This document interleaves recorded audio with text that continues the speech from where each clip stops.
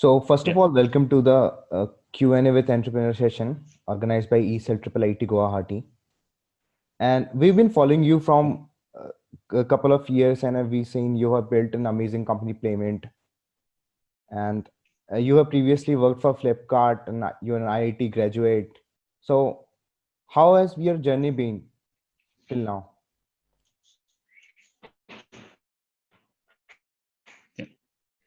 Yeah. Thanks for having me, Nilab. Pleasure to speak and share my experiences. Want to share the story as real as possible because I guess most of the students will be hearing this. From my journey perspective, I belong to a humble background. I never ever thought that I will start a business in my life ever. That's why I opted for a job at Flipkart. Those were like fairly early days for Flipkart Marketplace. Learned a ton of things there, like how to launch something, get it on the grassroots, get the business running while the things are online. Got a hold of a few things. Also found amazing people along the way who has always helped me. Found my co-founders along the way who still inspire me the way they are, and I could gather the courage of starting a company with them. Eventually, I believe I could not have started it myself without them, and then right now, Payment is where it is with respect to our dreams and aspirations while we started, and it's still going strong, as you can everywhere. Yeah. Okay. So, can you please tell us about your product? So, we are aware that this is Yeah. a annotation app that lot of mid-sized to Fortune 500 Yeah. companies are using for their ML and AI products. So, like, can you also give us some Sure. a brief what you guys are doing? Sure. So, so it's a fairly new industry, like data labeling. People have observed it specifically in India, only from a digital India perspective, where they want to digitize their documents and all of that. But with the advent of basically supervised learning, so domain adaptation is a very, very big part in supervised learning, where whenever the model, the AI, the ML models that are being trained by engineers, or they change with respect to the domain they apply on. What I mean is, like, if there's a self-driving car that works in US, definitely you can't use the same algorithm that will work in India. Both of these two things will be very, very different. So because most of the ML applications today are based on supervised learning, uh, there is in the there is a in evident need of lots of data. When I mean data, I mean labeled data, which is huge in quantity, very well diversified, and very high quality, so that you can train these ML models. In a large perspective, you can think it like, let's say if you're a software developer working in a company, the company would give you, first of all, three things. They will give you an IDE software to write code on. They will give you a laptop PC. And the third thing that they will give you is a server space, a virtual environment where you can deploy your code in. And the whole of this industry is called as DevOps. And there are a lot of DevOps tools in the market, like GitHub and whatnot, like AWS and all of these. But like in the machine learning world, there are few more things which are required for a developer's functionality. If it's a machine learning engineer, then all of the three things that I mentioned earlier are required. But on top of that, you need two more things. One is highly performing GPUs, which NVIDIA's and Intel's of the world are cracking that problem. And they need a lot of label data. And unfortunately, no big giants are trying to solve for it until recently. But and that's where companies like Payment, and our mission is to like make this make label data as a workbench operation of a machine learning engineer, so that the engineer just employed comes on board, looks at what the project is about. They get all the infrastructure things, and we call this category as ML ops. So Payment and data labeling basically solves the problem of ML ops for machine learning engineers, if that's clear. Okay. So, before your company, there were a lot of companies who were doing crowdsourcing for data labeling, but that again is like Yeah. not cost effective when you say it. So like how you're like solving that problem? Do you have automated tools and other things for that? Sure. I mean, so crowdsourcing has been in place since we've seen Singapore the Malaysian Airlines uh, like have been drowned, and people were trying to crowdsource the ocean map and trying to figure out where the pieces are. And there have been things like Amazon Mechanical Turk, um, I guess freelancer.com and Fiverr, right? All these things. All these freelancing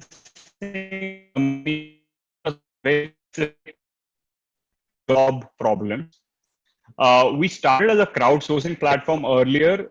We've come away from that for a lot of reasons. We are more of an ML ops company than a crowdsourcing company. Crowdsourcing is like a supply end because we need more and more human annotators to label data. So that's why we crowdsource that a portion of it.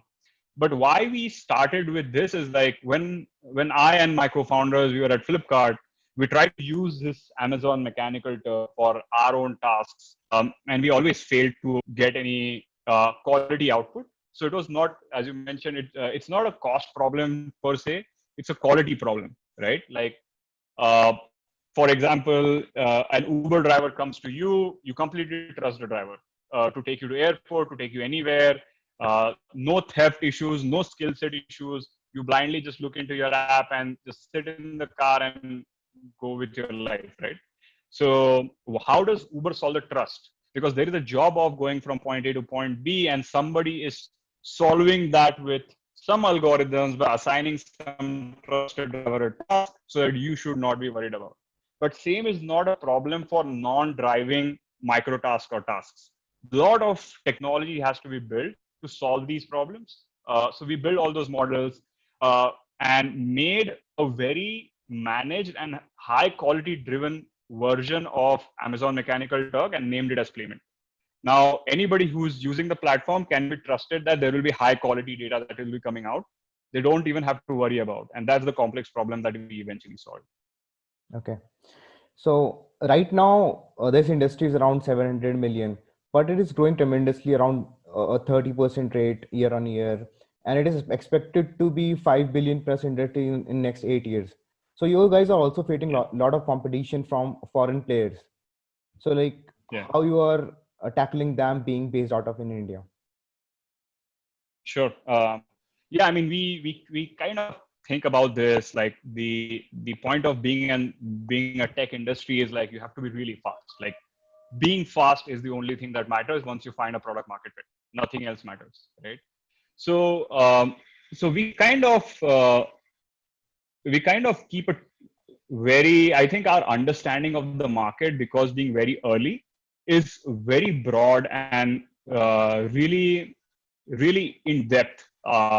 This data labeling as a problem is a customer driven problem. If you have the customers, then you have the demand, and then you have the supply of crowdsourcing or BPOs or anything else. People who really understand AI space in India, I don't think so. A lot of people do understand what does it take to build ML ops as a function in India, be it researchers, universities, only the big giants like Google's and Microsoft's of the world, because they've been doing it from tens of years. Like if you see Google search engines, why it's so better? Because their machine learning suggestions are so better. Why our YouTube recommendations are better? Why Spotify songs are better? Like these giants understand this. So first of all, very few people in India understand this. So we attract one of the best talents in India working for us. A bunch of people from Guwahati itself has been pivotal to making Playment. And the second point is definitely there will be companies coming across, but I think our existing customer base, where we have our learnings from, plus our understanding of the market, puts us apart.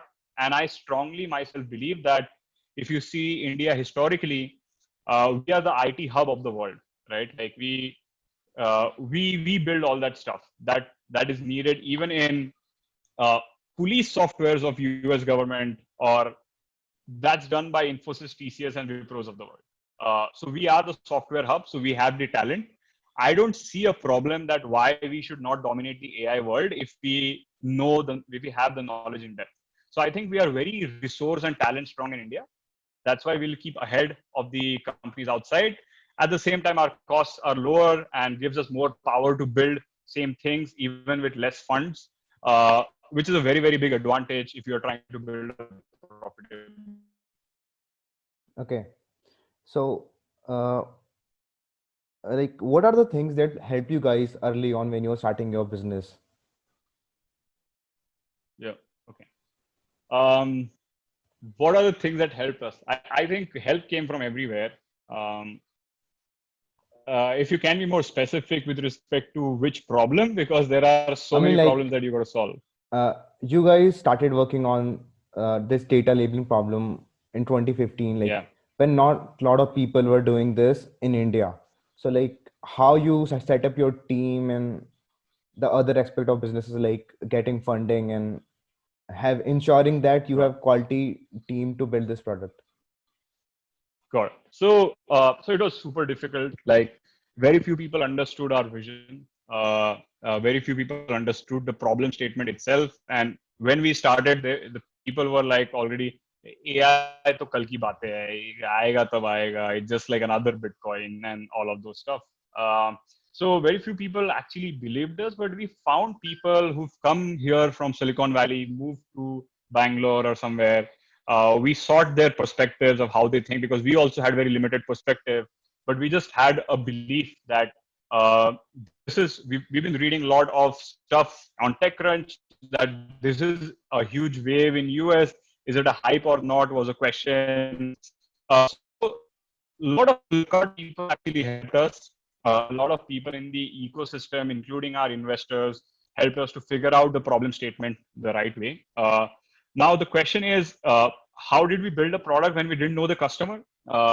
We did a crazy job at reaching out to people. Like I used to sit in a day and send like 150 emails every day to get like 2 responses from people. Like, hey, can I just understand? Labeling is we have few customers in India whose problem is data labeling, but we hear that there is more demand in US. Can you walk me through a day in a life of a data scientist? If you are a data scientist, we call it as Dilo studies in Playment, day in a life of. And in those Dilo studies, we kind of mapped heavy documentation of requirements that, oh, this is needed. That's why they need 1 million images. That's why they need these labels to be there. That's why they need 99% accuracy and not 97%. So we did a lot of outbound outreach to people, understood the market, built it here. And fundraise for you then. I guess a lot of people rejected us. Can't even count them. But SAF partners came in. So we had like a couple of term sheets while we were fundraising for the first time. We had good amount of revenue. I think we had around 60, 70 crores of 60, 70 lakhs of revenues while we raised money. And those were from customers like Flipkart, Snapdeal, Ola, Myntra, Roposo, who needed data labeling at that point. And then and I guess SAF partners kind of saw that the hustle. We knew our story, we knew our customer, we knew how to get business. So they funded us, and after they funded us, like we got everybody in India, in all the e-commerce giants were Playment's customers. And then the point came that, oh, that's you have reached the market limit, you have to go out. But we had like absolutely zero contacts outside India. So I went to US. So I handled the business at the company. So it was my job to go there and figure out, can we sell to, let's say, Macy's of the world and Walmarts of the world the same technology that we are selling to Flipkart. Turns out that they don't want this. They don't want any of this. They have their operations well settled. All the windows were shut down. So I stayed there 1 month. I pinged some IIT alums that, hey, I'm in Bay Area. I'm trying to figure out, can I stay at a place at like five days or 10 days? And I was fortunate, like these people let me stay in their houses on their couches there. While I was doing these customer meetings, and I used to eat at their house, and like it was a crazy time. We didn't have money to book Airbnbs and hotels. It was super tough. Everything was like from request with friends. A lot of people have been generous, and then nothing worked out though. We didn't get single customer in US. Then we thought that we should apply for YC, because with that brand, maybe people will take us seriously, and we will develop our connects. Um, And I guess we applied for YC when the application date was out. Like they were done with applications for 2017 winter batch, and we applied one day after the deadline was there. And still they accepted us. So that was a very pivotal moment in Claimant journey. Then we went there, we saw, oh my god, like in my batch, like there were PhDs and so many experienced people. We are kind of like among the younger ones in the YC batch that we had. We were like seventh or eighth company from India to make it to YC. And I was overwhelmed about the way things progressed there. Learned a lot of American selling and like build the way of building fast products there while hanging out with these people around, getting advice from few partners in YC. Uh, we got a few customers from our YC batch only who wanted training data. They want to build some cute cat algorithm, like to detect which cat is more cuter, and we labeled those cat data for them. And that's all started. And can we use this e-commerce crowdsourcing platform to training data for AI? And then I got in touch with Kyle Vogt, who was the CEO of Cruise AI, which was bought by GM for $1 billion. And he said, "Hey, I need tons of label data for the next 10 years. But are you good enough to supply us?" We're like, "Yeah, we are good enough." And he asked me questions. We were never there. Then we built a lot of features, came back home, ship, and then it took off. Then we got some really key customers in Bay Area, and the rest is history after that. Okay. So you have worked with a growing startup, and now you are also a startup founder. So like, how is it different being in startup employee and being a startup founder? So how are two things different? Oh, that's a tough question actually, because so there are these things. So when I was in IIT, I thought like working at Flipkart would be cool because it's a new tech startup. Things were picking up. They were valued at $500 million then. I didn't understand much of business, lot of learnings. Somehow they threw me in product division there, and I don't know what product management is as well that time. So I was like, okay, let's try to do product management, whatever it is. And my first manager told me to call 200 sellers in India who never sold online before. And I called them. I got frustrated. So I got frustrated that, hey, I'm running a call center. You told me to do product management. And 15 days later, I come back to him with some 100 people. I guess I got responses from. Some didn't pick up the call. Some thought like, what the hell is Flipkart, right? Then I was super frustrated, and I went to my manager, and he said that that's product management, understanding your users. And I didn't understand, like, how am I understanding users by calling them?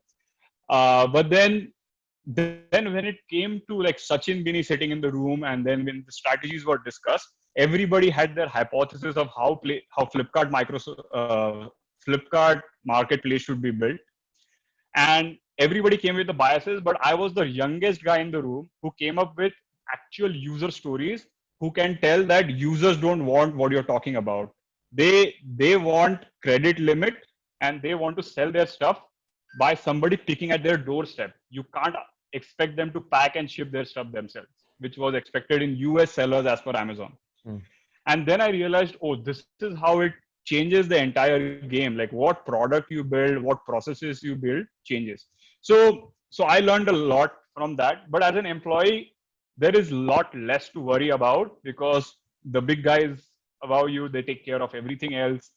Uh, and you are given a specific problem, it's your job to nail it because you're still a growing organism and you want to do it as best as possible, make some innovations so that it is not the replica of Amazons and Googles of the world. It should fit your country, your problems, your way, by understanding deeply. I think that's the ownership is higher in startup jobs while it's growing. That's the thing that is common. You have a lot of room to try your hands at multiple things. And as a startup founder, it's a tough game. I would say it's like sucking up everything that is not working the way you dreamt, but still going on. And that is more than the projects that you do or the customers you get. The value lies in your core belief, how strong your belief is hit by, let's say, a pandemic or someone in the company or some customer or the product failure or market changes, market slow growth, investors. But if you still retain that belief and keep on going on, I think that's the hard part. Apart from that, you learn it while working in a startup.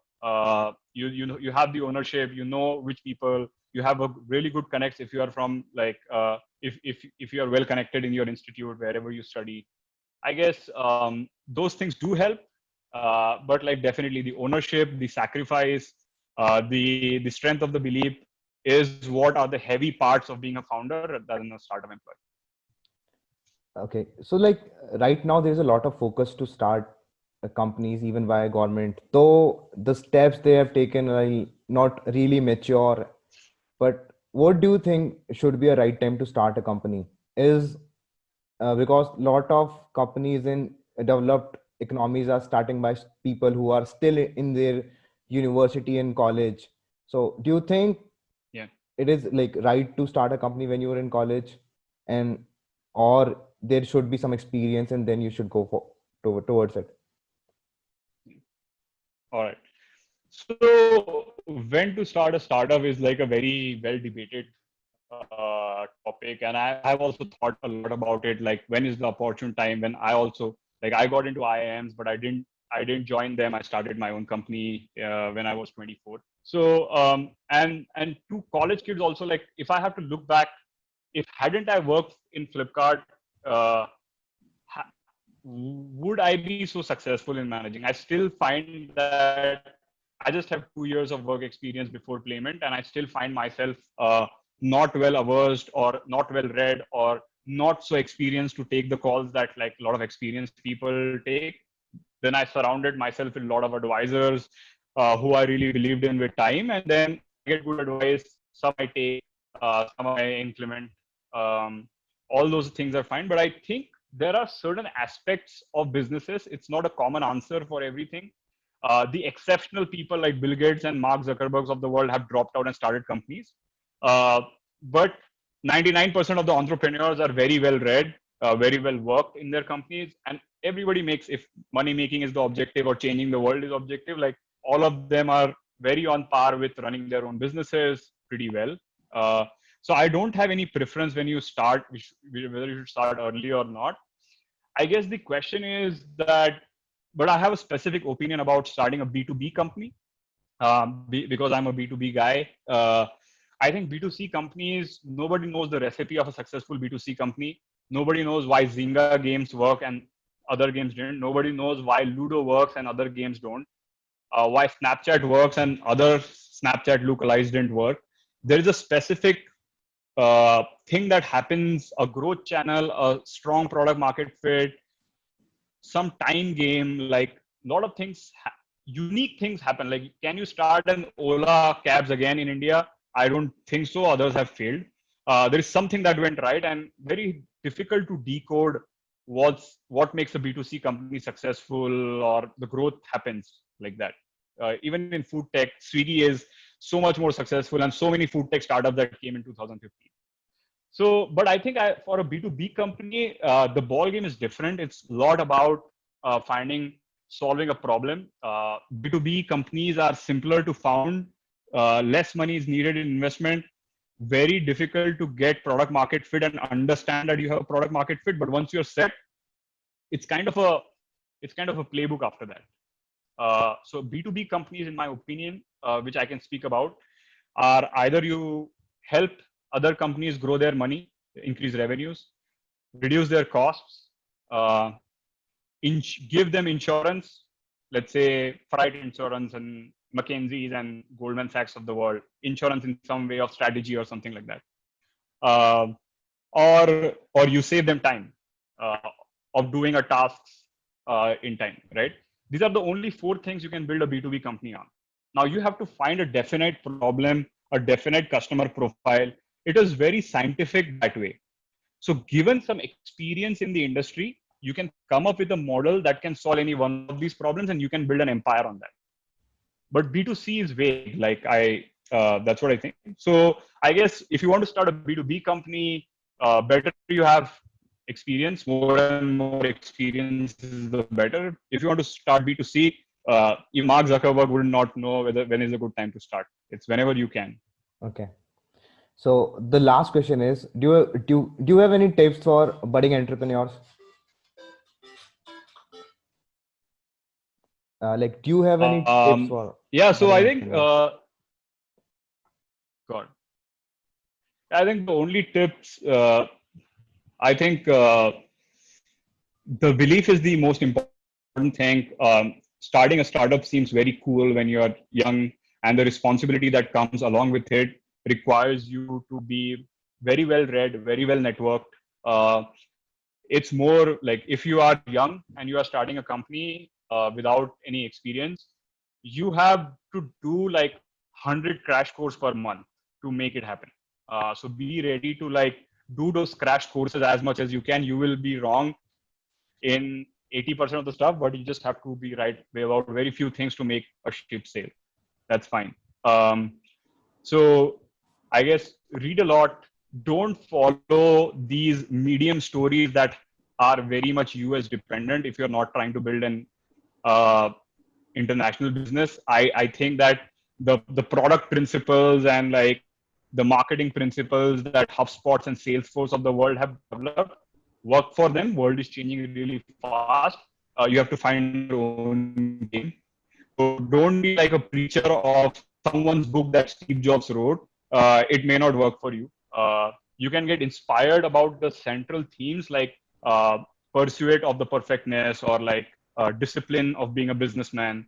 I would suggest people read and know more and more about JRD Tata, uh, other Indian entrepreneurs, even like CEO of Infosys, Wipros who made this industry. Read their stories rather than reading other stories because they don't fit in India. It's a very different market with a very different mindset.